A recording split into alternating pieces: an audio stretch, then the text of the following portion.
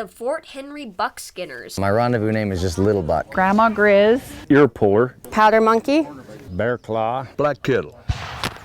A group of ordinary people with an extraordinary pastime, reenacting the days of the mountain men.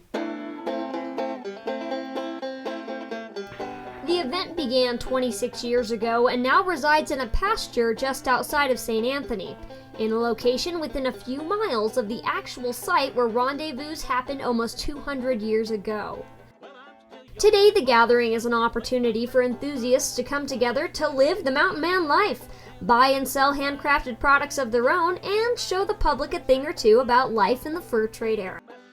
You can learn about the past, actually, and learn how simple their life was back then, and that they could actually make stuff and survive on their own just from living outdoors. But the Rendezvous is more than just fun and games. In fact, it's an important educational experience for all who attend.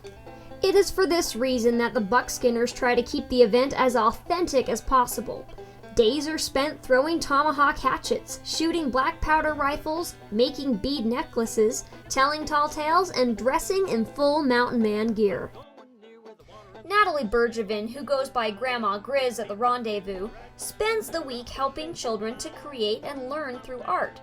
She, like so many others who attend, feels the Rendezvous cultivates creativity and independence in children. Wednesday, I had a little boy show up and he walked over there with a piece of leather and says, "Can I make a vest?" He spent the whole day and I would coach him on what to do, and I have a picture of this little boy with a vest on that he made himself, and he's proud as peaches, and he should be. This is really a safe atmosphere where we create responsibility for kids to start learning earlier on how to be proper adults, how to be men, how to be women, and it creates a beautiful education. And I started the same way as everybody else did. At 6 p.m., the public leaves, and only those dressed in Rendezvous clothing are permitted in camp.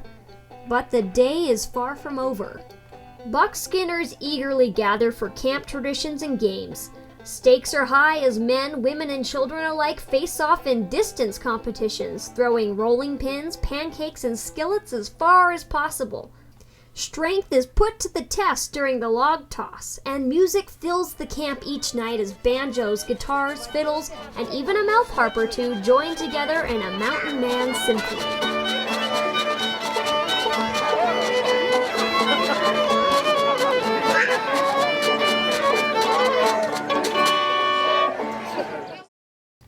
Later in the evening, Rendezvous veterans try their hand at an old favorite dating back to the 1800s, telling a few tall tales.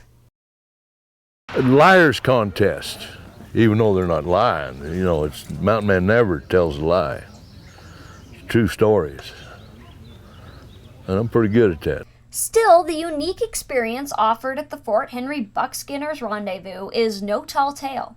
Every year, the first Wednesday in June, you can find the Buckskinners hard at work doing what they love, reenacting history.